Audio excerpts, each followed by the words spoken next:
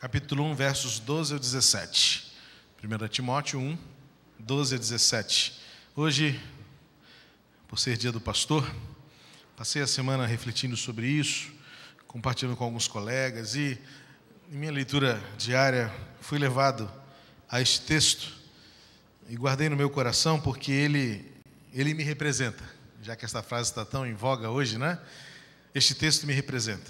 Eu faço uso dele como se fossem minhas as palavras. É claro que existem diferenças marcantes, profundas, entre quem foi o apóstolo Paulo e quem eu sou. Mas os sentimentos que o apóstolo Paulo expressa nesses versículos exatamente dizem aquilo que sinto também hoje e quero compartilhar com você, minha igreja, meu rebanho, meu povo, minhas ovelhas amadas, a alegria do serviço. Não é fácil, não se tira de letra como alguns pensam. O ministério é banhado de lágrimas, o ministério é banhado de fraquezas, o ministério pastoral é colorido muitas vezes por tons cinzas, outros cores bem vivas, alegres, mas é nessas nuances em que se ressalta e se exalta o nome do Senhor na vida do vocacionado.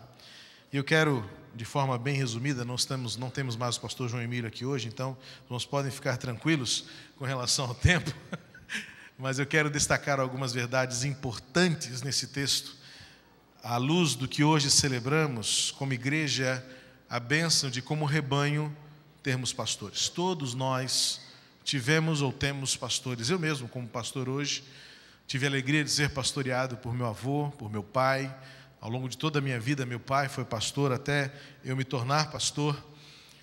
E a gente não consegue ser pastor se não aprendeu a ser ovelha.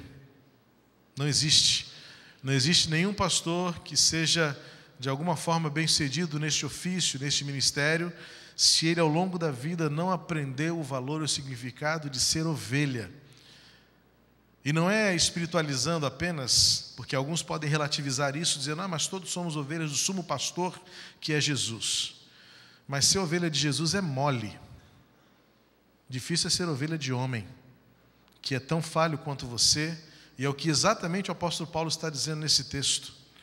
E nós não conseguimos exercer o ministério vocacional de qualquer um de nós, e não é necessário ser pastor para ser vocacionado. Tenho dito isso insistentemente.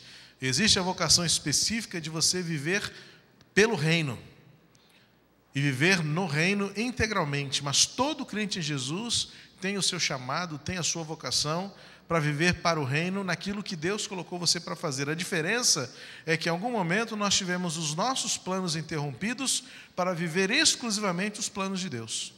Já falei várias vezes, irmãos conhecem um pouco da minha história e sabem que no ano de 1989 para 90, eu estava começando uma carreira universitária, com sonhos, com projetos, tinha a ideia, a vontade de ser pastor, de ser engenheiro, apaixonado pelos cálculos, apaixonado pela vida na engenharia, mas em dado momento o fogo, aquela paixão começou a esmaecer e Deus, como no caminho de Damasco, num dia de queda, Deus disse, não é aqui que eu quero você.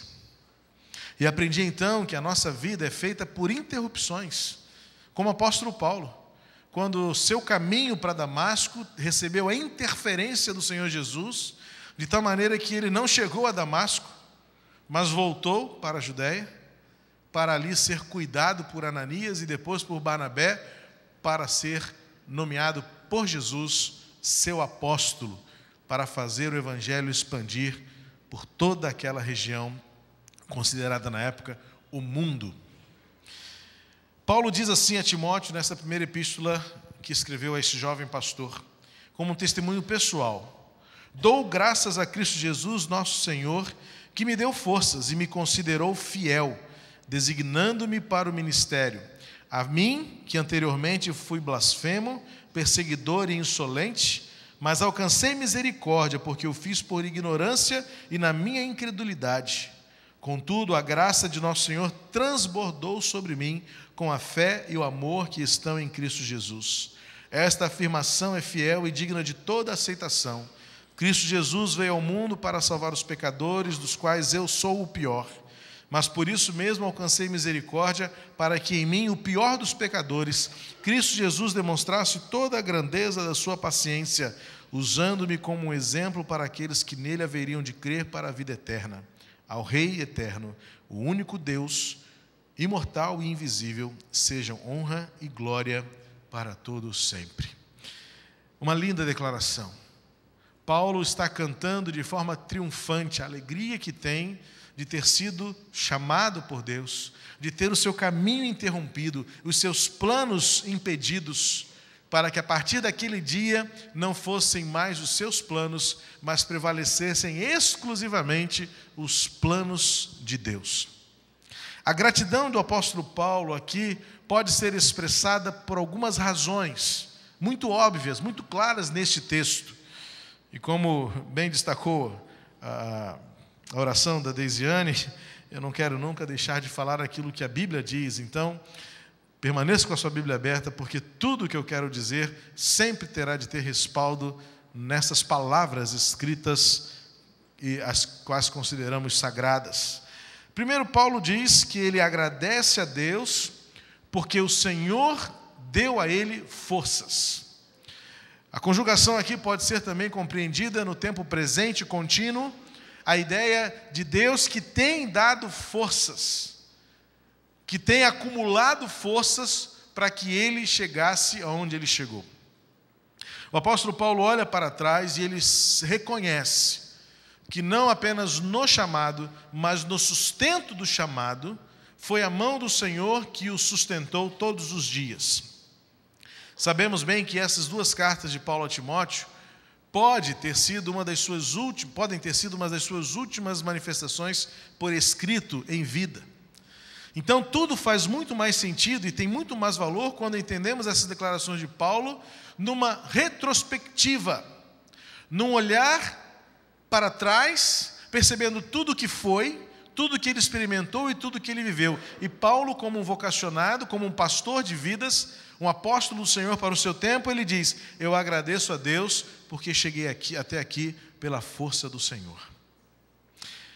Nenhum de nós, no cumprimento do chamado de Deus, podemos esquecer que quem nos capacita é o Senhor.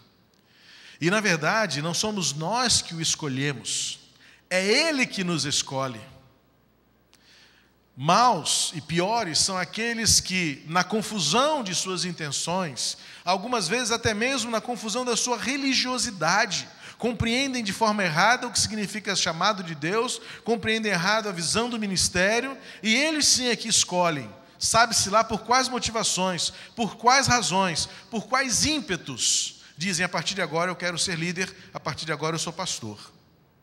Mas Paulo tem consciência de que se dependesse dele, do seu histórico, das suas próprias intenções, das suas motivações, Paulo não seria nada do que acabou se transformando quando Deus interferiu no seu caminho.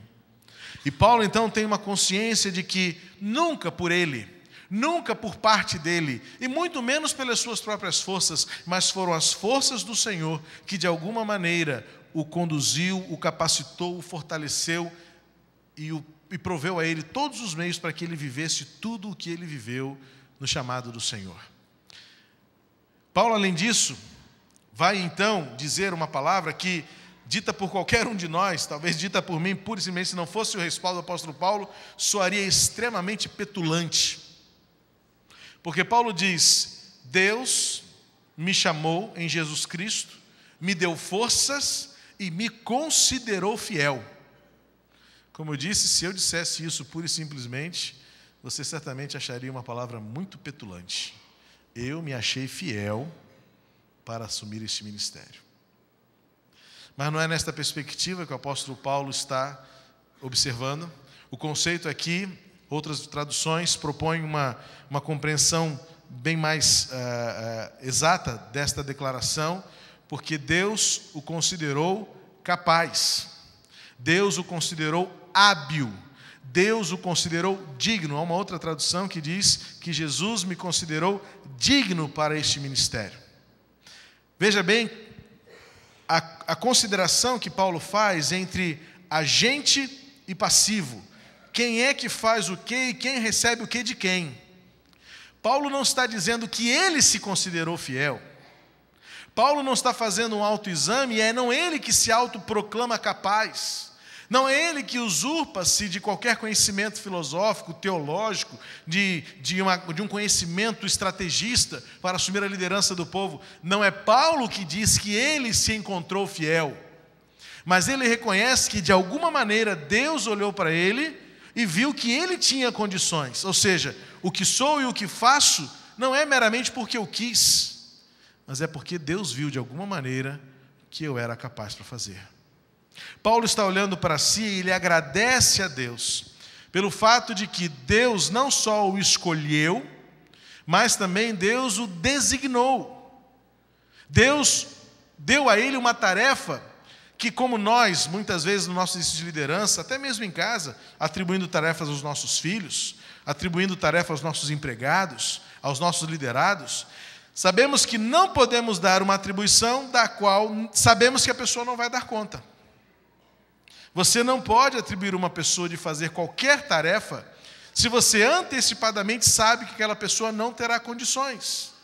Ao contrário, nós atribuímos, nós recomendamos, nós comissionamos aqueles a quem nós sabemos antecipadamente que há potencial, há condições, há meios. E então Paulo olha para si mesmo e diz: Deus me designou, porque Ele viu em mim alguma coisa que poderia tornar capaz de fazer aquilo para o que Ele me chamou. E o que chamou? É maravilhoso pensar que no versículo 12, a palavra ministério aqui, traduzida literalmente por diaconia. Ou seja, Paulo se vê como aquele servo. A melhor tradução poderia ser aquele que me designou para o serviço. Paulo tinha uma consciência muito clara e uma visão muito exata da sua vocação e do seu chamado pastoral. Paulo não aspirava a poder, Paulo não aspirava a autoridade, Paulo não aspirava as honras, os louros da liderança, Paulo muito menos aspirava a lucro, Paulo aspirava ao privilégio de poder servir aos outros, de ministrar a palavra aos outros, de ensinar aos outros, de exercer a sua autoridade, a sua liderança, muito mais pelo exemplo, como ele diz no versículo 16, do que por qualquer habilidade, do que qualquer meio de manipulação, de dominação das pessoas. Paulo então olha para si mesmo e ele agradece a Deus, porque o seu chamado incluía o privilégio de ter sido escolhido e não de escolher, de ter sido capacitado e nunca pelas suas próprias forças, e o privilégio de servir e não de ser servido. Mas algo maravilhoso neste texto, a partir do versículo 13, é que Paulo tem diante de si a consciência e a percepção muito exata, muito madura de quem ele é. Ele diz no versículo 3, pela misericórdia, porque ele não considerou o que eu era anteriormente.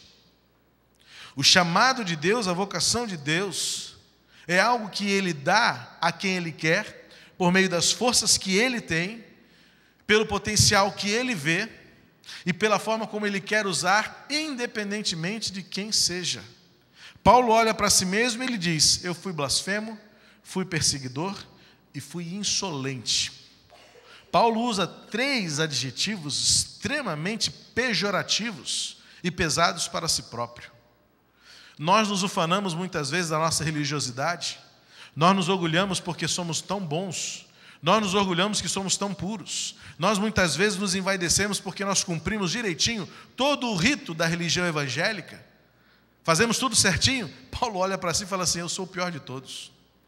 Paulo não tem medo de assumir a sua humanidade, a sua fraqueza e desnudar-se diante das pessoas que estavam diante de si para dizer: eu sou pecador e de todos os pecadores eu sou o pior. Porque quando eu olho para mim, eu olho para o que eu fiz, eu olho para quem eu era, não há nada do que eu me orgulhe.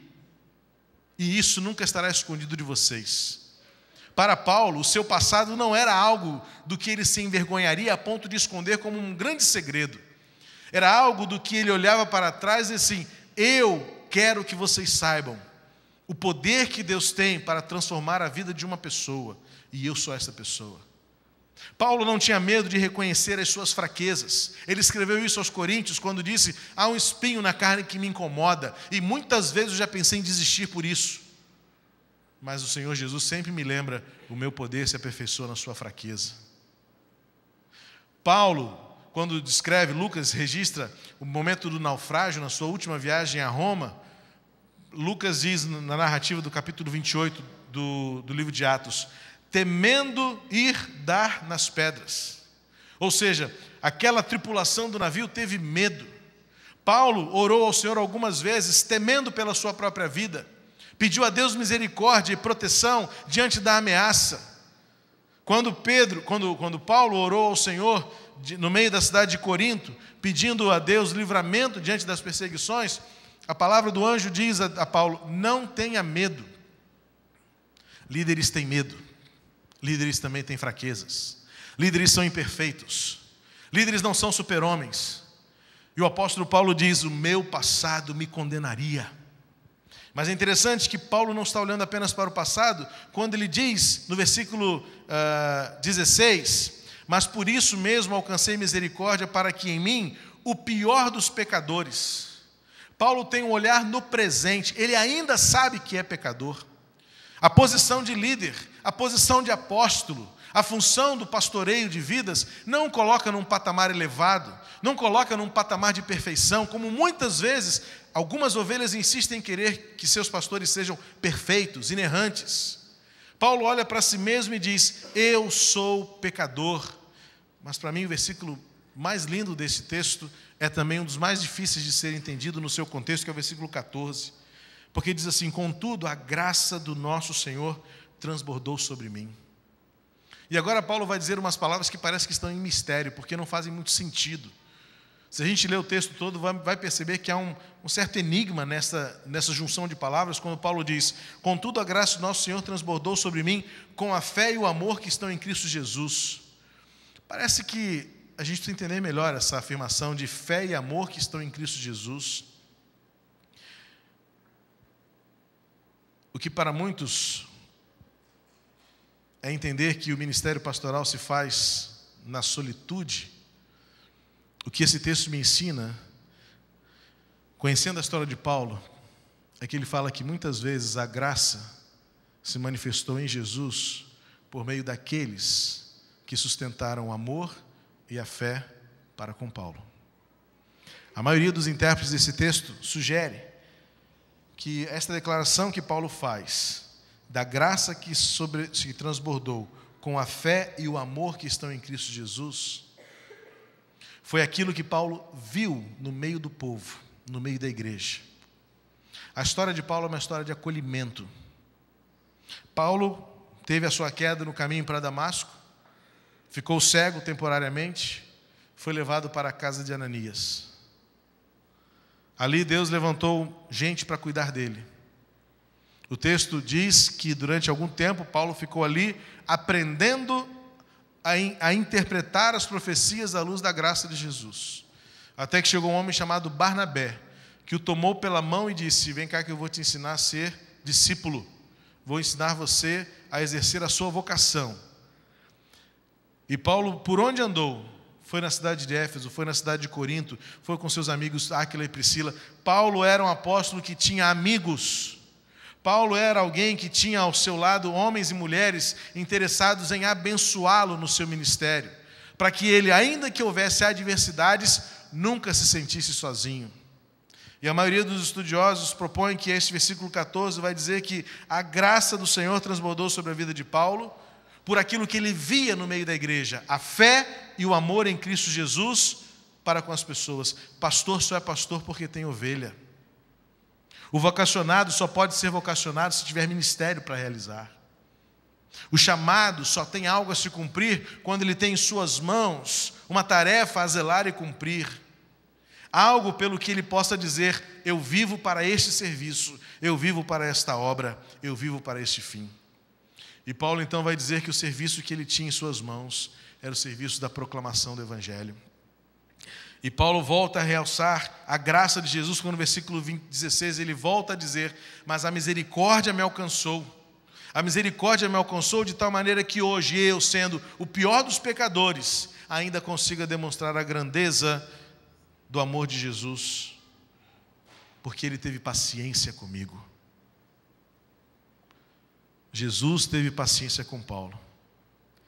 Nós, pastores, precisamos também da graça de Jesus, da paciência de Jesus, e o que Paulo quer é apenas ser usado como exemplo, mesmo sendo imperfeito, para que de alguma maneira o jeito como Paulo vivia fosse a maneira como os outros devessem viver também. A gente precisa banir do nosso meio declarações escusas e antibíblicas, como aquelas que dizem: olha para Jesus, não olhe para mim. Para mim não existe coisa mais diabólica do que esta afirmação, porque isso destrói o nosso papel de agentes da fé e do amor em Cristo Jesus. Eu ouvi muito isso quando eu era criança. Ouvi muito quando estava convivendo nos bastidores da Igreja de Cristo. Muitas vezes dá vontade de voltar a pensar nisso quando estamos vivendo as nossas contradições relacionais, quando vemos tantos crentes imaturos, quando estamos vendo que estamos dando murros em pontas de faca. Muitas vezes a vontade que tem é de dizer assim: eu vou só olhar para Jesus. Mas o que o Novo Testamento me ensina é que eu preciso encontrar homens que amam a Jesus de maneira tão gloriosa que eu volte a me apaixonar por Jesus pela maneira como aquela pessoa ama Jesus. E se de alguma maneira eu puder amar a Jesus de uma maneira tão entusiasmadora, para que outros também amem a Jesus do mesmo jeito, para ter a coragem de dizer o que este mesmo apóstolo, o pior dos pecadores, disse: sejam meus imitadores, como eu sou de Cristo.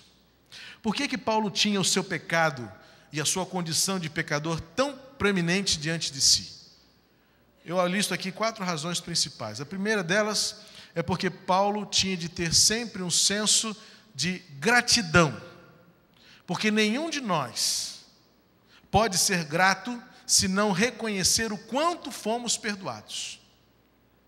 Mas muitas vezes a nossa arrogância, a nossa soberba religiosa é fruto da nossa falta de consciência, do arrependimento e da confissão do nosso pecado.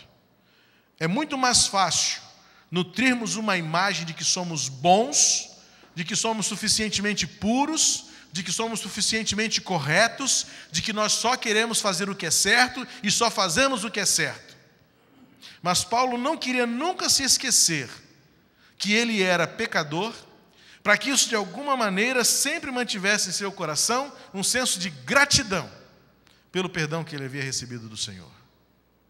Além disso, a segunda razão pela qual eu posso perceber que Paulo tinha sempre em sua mente a sua natureza pecaminosa, a sua natureza falha, as suas limitações, para ponto de dizer que ele reconhece que foi a força do Senhor que o sustentou, que foi a misericórdia e a paciência de Jesus que o trouxe até aquele momento, foi saber que quanto mais pecador eu me lembro e me vejo, mais eu me corrijo diante do risco de manter-me orgulhoso.